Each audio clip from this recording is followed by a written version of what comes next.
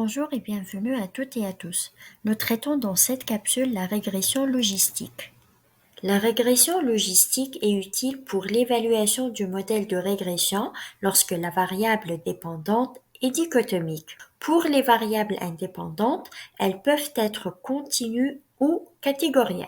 Nous cherchons dans cet exemple à savoir si la consommation d'un service d'autopartage de transport est associée à l'âge, à la détention d'une voiture et au genre.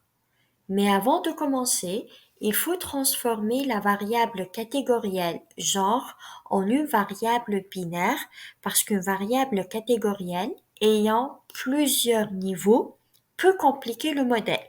Et pour éviter aussi le problème de collinéarité, parce qu'en fait, certaines variables catégorielles peuvent être corrélées et ce qui peut entraîner des problèmes de collinéarité. Pour y faire, cliquez sur Transformer, Création de variable. Puis choisissez la variable d'intérêt qui est, dans notre cas, le genre. Puis nommez votre variable. Et écrivez le libellé de cette variable. Par exemple, genre binaire. Cliquez maintenant sur Ancienne et nouvelle valeur pour saisir la nouvelle valeur. Alors, 1, qui correspond à la modalité homme, sera remplacé par 0 et cliquez sur Ajouter.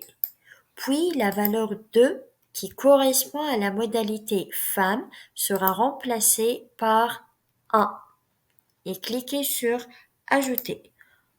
Poursuivre. Et avant de cliquer sur OK, n'oubliez pas de cliquer sur Changer pour ajouter la nouvelle variable binaire. OK. Et voilà donc la nouvelle variable binaire est créée.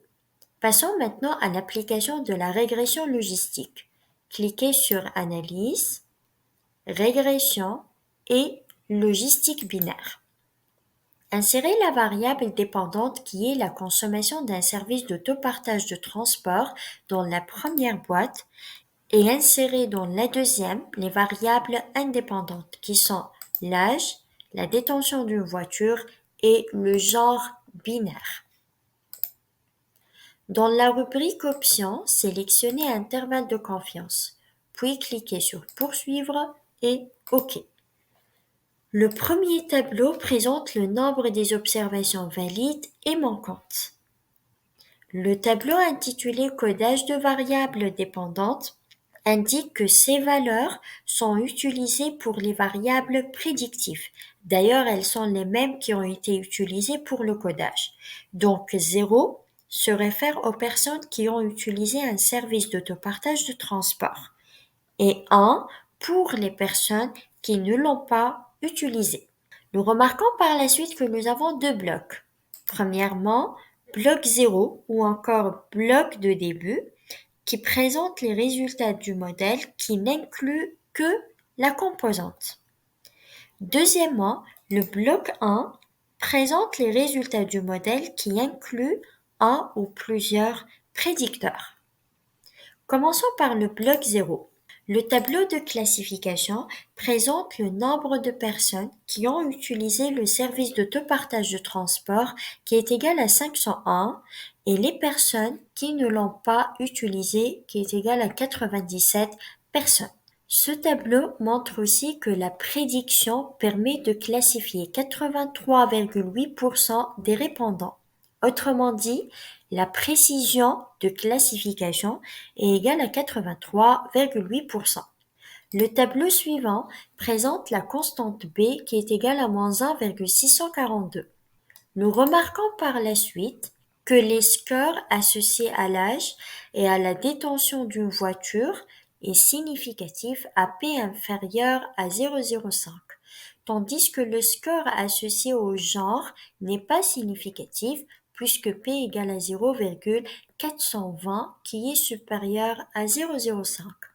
Donc, seulement les deux premiers prédicteurs sont statistiquement significatifs et peuvent prédire notre variable dépendante. Passons maintenant au bloc 1.